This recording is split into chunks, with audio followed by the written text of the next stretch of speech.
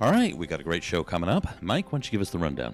Well, we got Han Kuo-yu and his latest gaffes.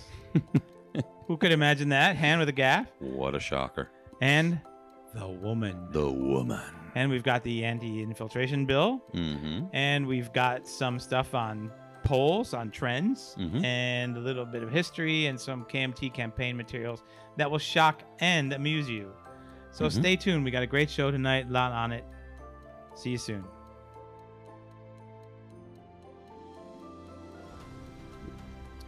Hi. Welcome back to another edition of Current Affairs Taiwan. I'm Michael Turton. This handsome man next to me is Donovan Smith. Donovan, what's happening? We got a couple of announcements. Yeah. All right, so next week, obviously the election's next Saturday, so we're going to do a special show on Sunday rather than a regular Monday. So we'll be doing a post-election wrap on next Sunday evening, so be sure to check us out. And aren't you on ICRT? And on Saturday evening, I'll be, obviously not entirely me, but I'll be doing coverage from either the KMT and DPP headquarters here in Taichung, or I'll be reporting from Han Kuo-yu's and in the Taichung 3, some of the headquarters here. Wow. Sort of depending on, I'll be doing one or the other. Last time I was at the Han Kuo-yu camp, and you were there with me. You said her name twice. How can I concentrate now? Han Kuo-yu. And you had one other announcement you wanted to make. I did? I guess not. No, I guess right. not. Well, I mean, obviously, check out our new site, Report.tw. That's right, Report.tw. And, of course, on the site, you can follow along with the current affairs of the week. And the idea of the site is that it's kind of a one-stop shop if you really want to go out and check out, you know, sort of what's going on. We share a lot of great stuff from, you know, places like Ketagalam Media and Frozen Garlic, but also some of the regular news. It's kind of condensed down to just, you know, the key bits, but it also means you can follow the main topics that we follow throughout the week. So, and also I'll be doing some recordings. Now it looks like we've got the sound problem solved, so I'll get back to doing the Taiwan reports. That's right. So if you hear any hiss now, it's the audience. All right. All right, kick us off. So let's start with KMT presidential candidate Han Kuo-yu. I just want to say that thank God we're not playing one of those drinking games where you have to do a shot every time he makes a mistake, because otherwise we'd be in the hospital with alcohol poisoning after this election. So the latest one this week was some weird comment he made about calves. Yes. And there's so many this week. We'll get to the big one in a second. Right. Speaking of current affairs, so wink, wink. All right, so we'll kick off with a funny story. So, all right. So basically, he was all over the news today. He was at a rally, kind of in folksy mode. Sure. And so he was talking about how he was a great student early on, I believe in high school. And he said that they finally had mixed boys and girls classes. Oh, no. And I think it was his third year. I forget exactly. And he said that his grades plunged because he was so distracted by the girls, he put it, white calves. It was. Why would you say this in public? This is what you tell your close friends over drinks one night. Yeah. But this was his excuse for his grades plunging. Yeah. But it's Taiwan that you have to make an excuse for your grades going down in whenever junior high school or whatever that was. So weird. Then he said that after he was referring to the terrible helicopter accident that took the Taiwan's chief of staff and other high-ranking officers. Yeah, 8 people I think passed away in that one. That was definitely a tragedy. Yeah. All sides saying that he's a great loss to Taiwan. Yeah, really good man. Scott Ellinger, who was on the show, knew a lot of the people there. Yeah, unfortunately, very sad. Yeah, but anyway, Han Kuo-yu was asking rhetorically whether, look at these bad things are happening. Is Taiwan sick? Is Taiwan possessed by evil spirits? Oh, come on. Oh, yeah. So he's come back to that. That seems to be a recurring theme. There was that old, I forget the exact phrasing, but basically referring to Tsai Ing-wen as a cursed woman. Oh, yes. That seems to be a recurring theme in this election, yeah. Well, you know how common, we could just go on all day listing crazy superstitions that run around don't eat soy sauce when you're pregnant because your baby will be brown, that sort of thing. Right. All that kind of stuff. Every election, there's some kind of event in which, after it occurs, people attribute it to malign influences. Yeah. I need to ask my mother if she ate. I don't think either of our parents ate soy sauce. It's the sure pasta. our mothers. That's why I have these ruddy cheeks. That's it. That's spaghetti sauce. All right. So the news that came out last week, the media was reporting that presidential candidate Han Kuo-yu of the KMT had a woman that he bought a house for and traveled to China with. Yep, 5 times at least that they're aware of, to China and other overseas as part of business trips. Now, it was in Up Media, I think is the name of the outlet, the magazine that published this. And apparently they didn't say necessarily they slept in the same room. And that and then Han's campaign said, "Oh, there was other people on the trips. It's not a secret." But he bought a house for her. I always buy a house for people I go on business trips. Look, if you go on a business trip with me, I'll buy you a house. Okay. All right, let's do it next week. What did he say also? That he used to sleep there because he was tired from playing mahjong. Well, that was one of the allegations, that he would sleep at the house that he bought for when he was tired out from playing mahjong, because that's an exhausting game, isn't it? I'm going to use that as a pickup line in the bar. Hey, girl, I played too much mahjong tonight. Can I stay at your place? So, yeah. He's still, you were pointing out while we were setting up the show, you were pointing out that he's still saying that after he gets elected president, if he's elected, he's going to reform the KMT. Now, I thought it was very interesting. He specifically said, at least in the article that was quoted, that if elected. Now, I'm kind of wondering about that, because there's indications that whether he wins or not. Now, I guess he can't really sound negative now. Right. So, but there's a strong suspicion that he may be running for it, whether he wins or not. He's definitely going to run for the chairmanship. Yeah. He already did it once. Unless he gets under 20% in the presidential poll. I think then he couldn't do it. He wouldn't have the... He wouldn't have the weight. Yeah. Yep. So, meanwhile, speaking of campaigning, Terry Gou, the former head of Foxconn, the former primary candidate for the Kuomintang, billionaire, was out there campaigning for who? James Soong.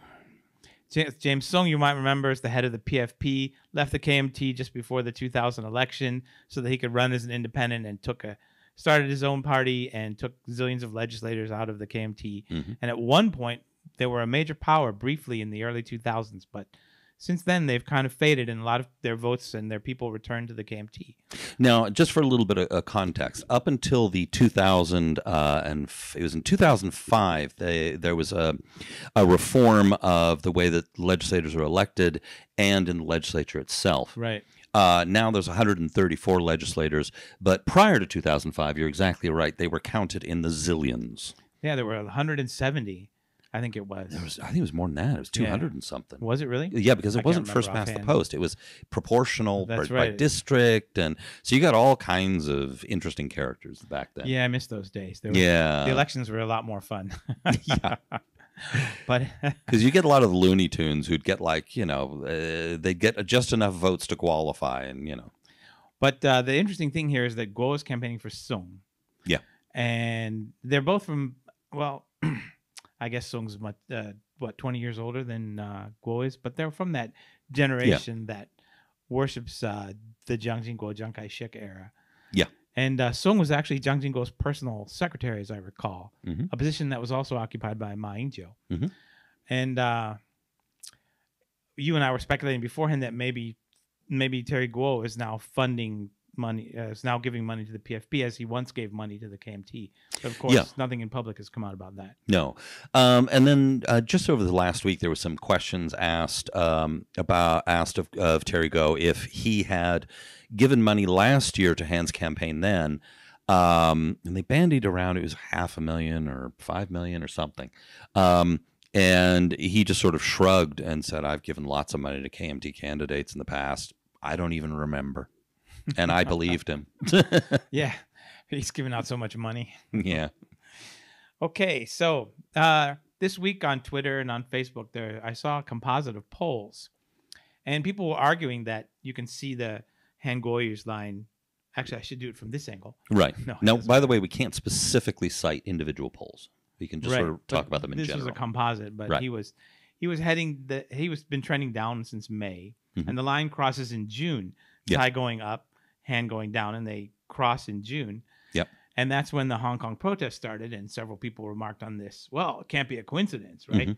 But if you go back to May in the primary, Mhm. what you see is that as Han became more and more a national public figure instead of just an interesting person who was running and had become mayor of Kaohsiung, Yeah. more and more he was beginning to talk like this hard right ROC guy, Yeah. which you and I had identified way back in January when he started with that we have to save the ROC Mhm. talk. Yeah. And then you and I both realized what he was. And by April, people within the DPP and pro-green people were already talking. There were media reports of it saying, we have to support Han for the KMT phone poll. So there was widespread recognition at that point that he was a bad candidate. Yeah. And that was in March and April timeframe. So May, he suddenly emerges as a national candidate, Mhm. and he has to talk, and all over the country, people are listening to him, and people at that point, and that's why he began to go down, they Yeah. began to realize he was just a male version of Hong Xiu-zu, Basically, and yeah. who wasn't going to be electable. Yeah. I mean, I think that Hong Kong, the events in Hong Kong, because traditionally in presidential elections, obviously, the China cleavage, the identity issue, how to deal with China has been kind of the main issue. And I think that has remained true. I think what Hong Kong has done, I don't think the foreign press makes it sound like, Hong Kong happened and then everything changed. No, I think what happened is that the events in Hong Kong sharpened the case for one side. In other words, it gave them a little bit more ammunition. It sharpened the debate. It sharpened the discussion.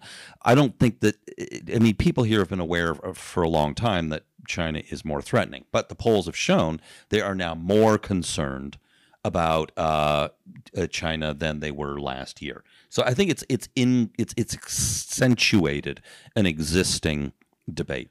It was nice, but it was not necessary. Yeah. Yeah.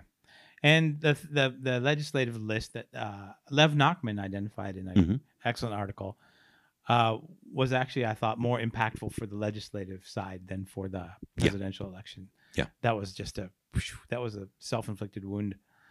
Yeah, So, definitely. A lot of good news about the economy coming out.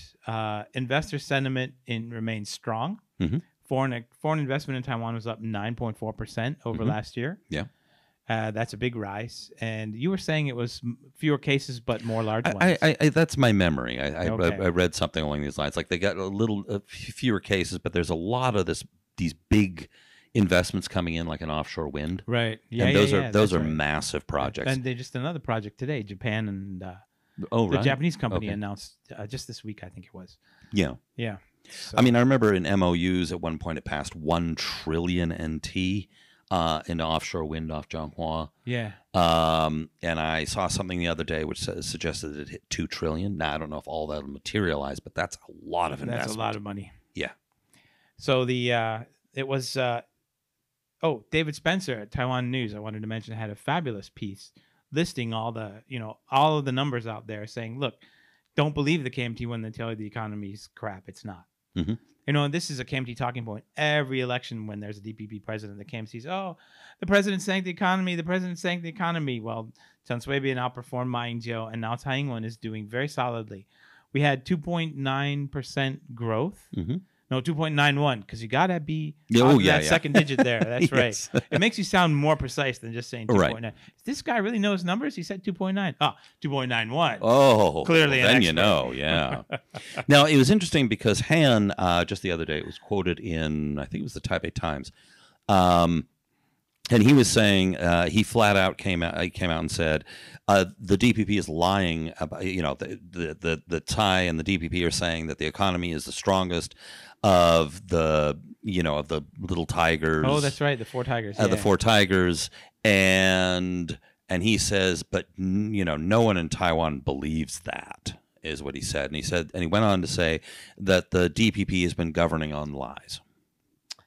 Yeah, except that news report wasn't from the DPP. No. It was Most from of these Bloomberg or Nikkei. It was or something? Bloomberg. Bloomberg, Yes, yeah. Bloomberg. Mhm. So exports to the U.S. rose, even though China exports have fallen, but that's what you would expect with the trade war. Yeah. And Commonwealth reported on a survey of 2,000 of the biggest firms in Taiwan. 60% of their CEOs are optimistic. This is like a 9-year high in optimism for the future. There was a job bank, an article on a job bank that said something like 80% of them plan to hire in the first quarter next year. It was a staggeringly high number. That's excellent news for Taiwan and for Thai. Well, ladies and gentlemen, we're going to have to take a short commercial break here for our non-existent sponsor. All right. We'll be right back.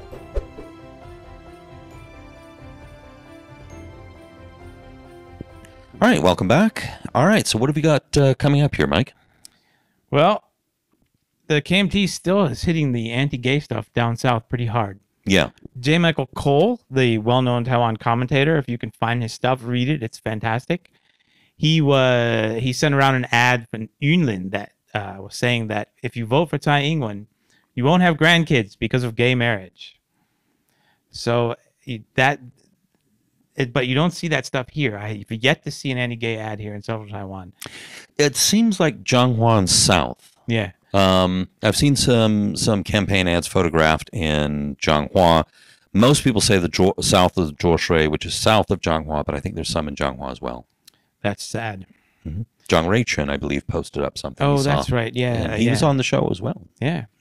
So then there was the news about the treason comments of a DPP spokeswoman.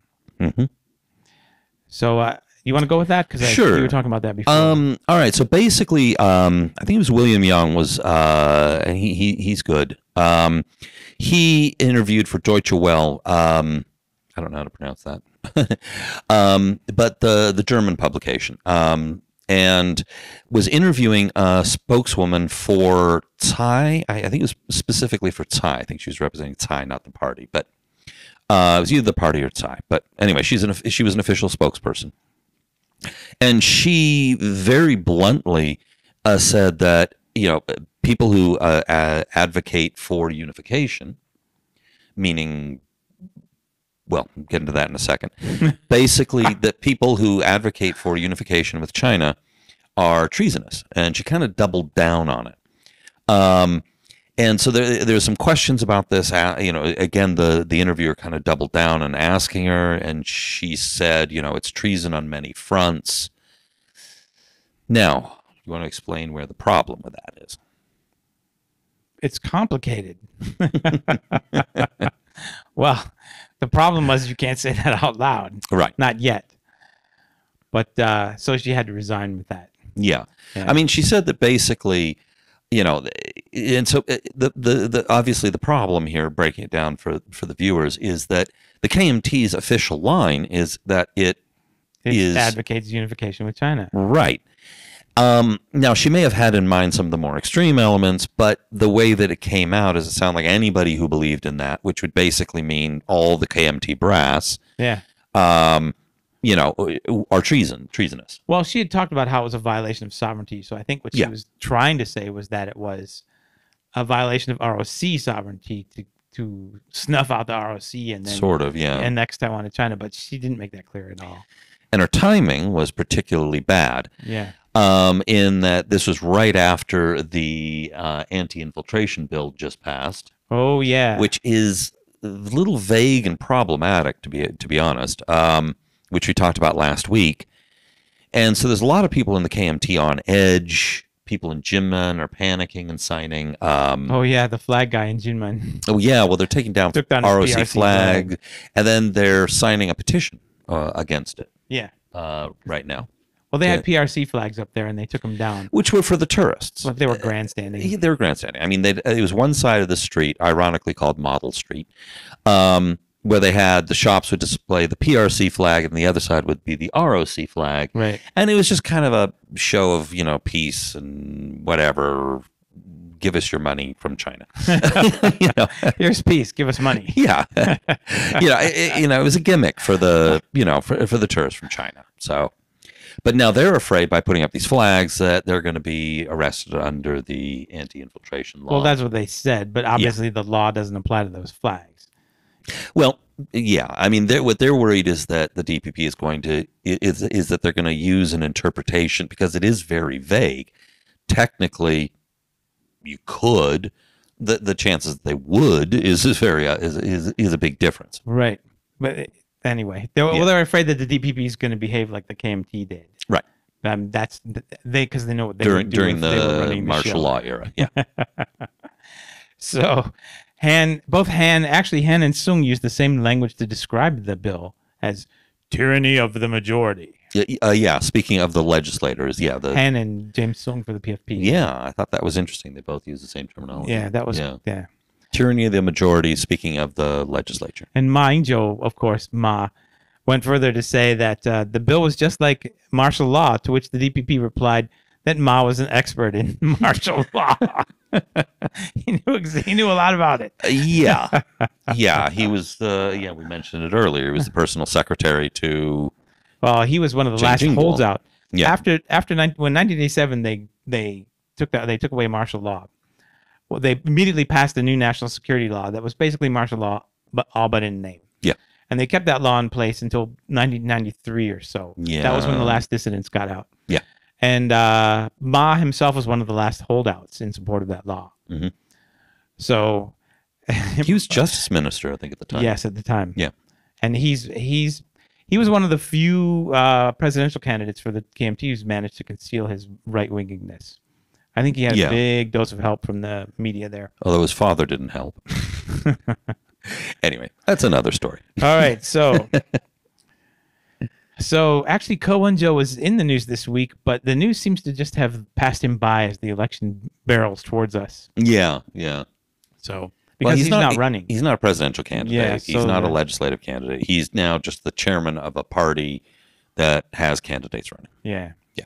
So, and finally, Donovan passed around this great find that he had from a KMT campaign poster or something. I got that off Reddit, actually. Yeah? Yeah. Okay, so set the stage on this one. Now that's the phone ringing. By the way, if I answer it, I can guarantee you that phone call will be a campaign ad. Wouldn't that be awesome? Yeah. Right on the show. Right on the show. Unfortunately, I don't really know how to record it. Anyway, so basically the campaign ad was it was like the tagline was like shake things up. And it used the numbers of some of the, like when you actually go and cast your vote, there's different numbers for candidates and party. And so the three numbers they're trying to pitch, they line them up as 9, 2, 1. Shake things up with 921, the earthquake date. Yes. And when anybody says in Taiwan 921, you know exactly what you're referring to. It's an earthquake in 1999 that killed 2,300 people. It killed thousands of people. It was thousands of people. Yeah. And so obviously a lot of people thought that was a little on the tasteless side. And here's the amazing thing. The epicenter of it was in Nantou. And where is the KMT chair from? Nantou. Ongoing saga of why Wu Duanyi is not a very good KMT chair. There was actually a couple of articles in the media now about that. Mm-hmm. There's been some kind of general recognition that Wu Duanyi has really screwed things up for the KMT, as we've been saying for how long now? Months. Yes. Well, that's because they watch the show, man. That's it. That's it. All right. Well, thank you very much for watching today, and hope to see you here again next week.